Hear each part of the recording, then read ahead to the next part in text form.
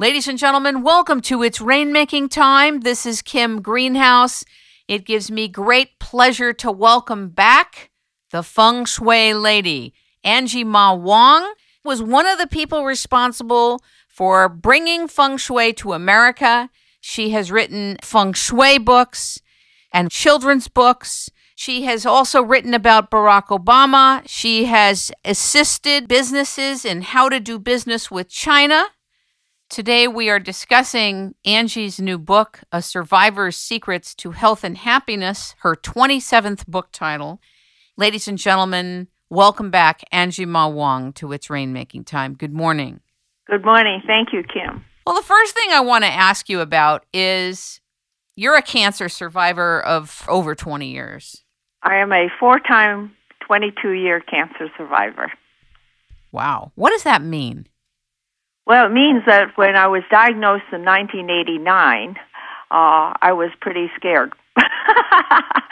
And cancer treatment has changed tremendously in two decades plus. Before it was one size fits all, and we were cancer victims, and mortality was short, or we were not expected to live. And now we have advanced so much in research that we know so much more. And cancer treatments now are becoming more customized and personalized. We have over 12 million survivors. This month, on June the 5th, was National Cancer Survivors Month, and we have over 12 million cancer survivors in the United States. But, on the other hand, every year, 11 million people in the United States are newly diagnosed, including 150,000 children. I don't want you to be offended when I say what I'm about to say, because you're a beloved guest on this show and I adore you personally and I love what you do for a living and I so much appreciate your writing and your books. But I am angry that after 100 years, the medical establishment hasn't figured out a way to not either burn or poison people with chemotherapy and radiation, and that we haven't really transcended the paradigm yet. However, let's talk about the upside of why you're at least a 22-year cancer survivor. Sure.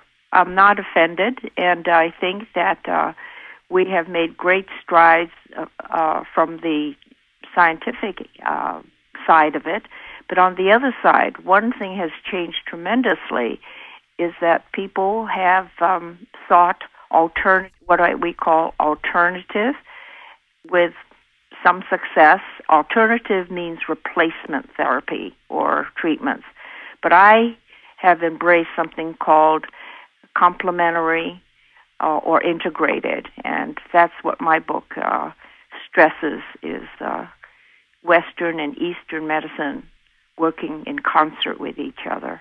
One of the things that I found out about most recently is hyperbaric oxygen therapy for getting rid of inflammation and also for expediting healing. And what I found out is that with cancer patients, it really helps them heal from radiation sickness and helps speed the success of the treatments. Have you heard about it? No, I haven't, but I do know that walking on the beach and being by salt water gives me the same effect, and I don't have to,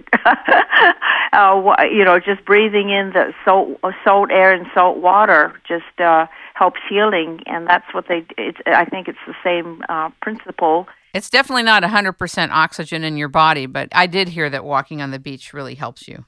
Right, and they use that treatment for burn patients. They pump in this, high oxidation, air that has a lot of ions in it, and pump it into treatment rooms for burn patients. This has been used for quite some time.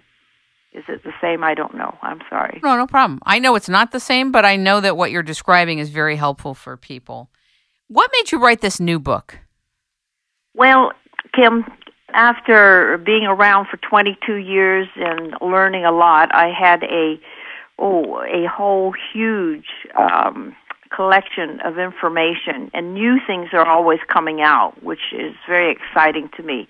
I pick up a magazine, I pick up newsletters from different organizations and different companies, and I see new things. And I wanted to make people aware in very palatable, someone called it bite-size information to help people think. I think that's the main thing.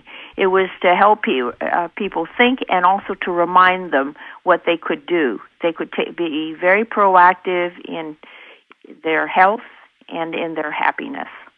One of the things I loved about your new book is that not only is it really practical, there's a lot of neat nuggets of information in there that you can use every day, and also a lot of wisdom. So not only do you present updated facts and things that were newly discovered that work, but the way that you presented it also brings wisdom and a spiritual component to it. Very digestible. I agree with you. Oh, thank you so much. I tried to make it easy for people to remember. That was one thing. There was nothing worse than picking up a book on cancer, post-cancer care or nutrition or something, which is 4 inches thick and weighs 4 pounds, and you can't take it with you. People are very busy these days.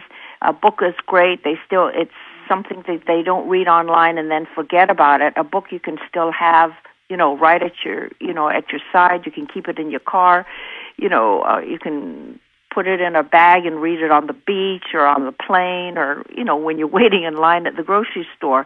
And that's what I liked about it, is to put it in a format that people could read it and have it, I remember that, but let me go back to Angie's book and see, what she said about that.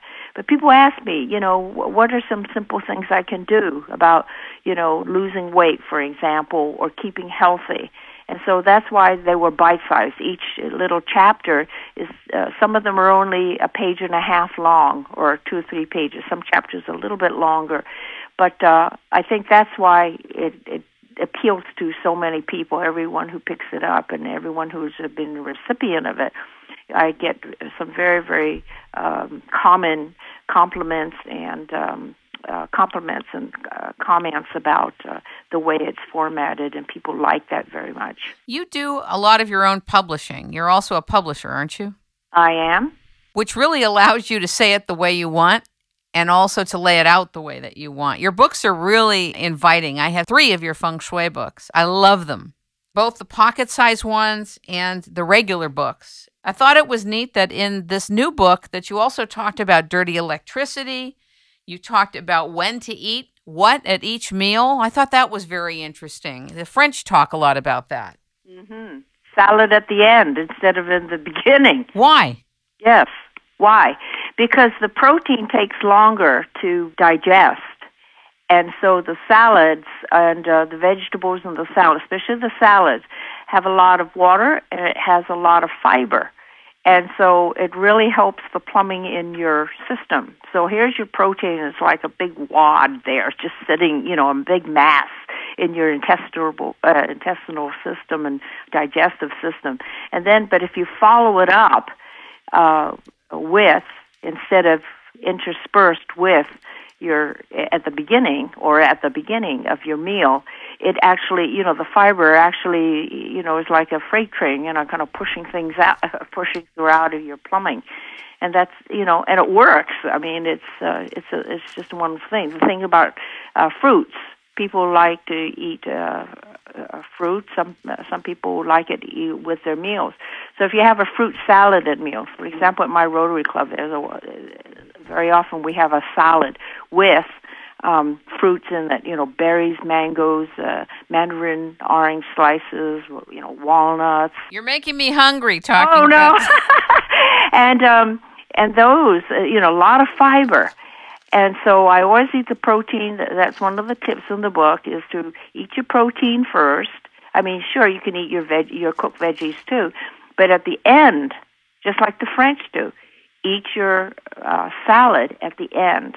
And so you always have that fiber at the end. Okay, it's interspersed, if you eat with your protein during the meal, but at the end. And then food combining is huge. It's a huge thing, and it again, it works. It's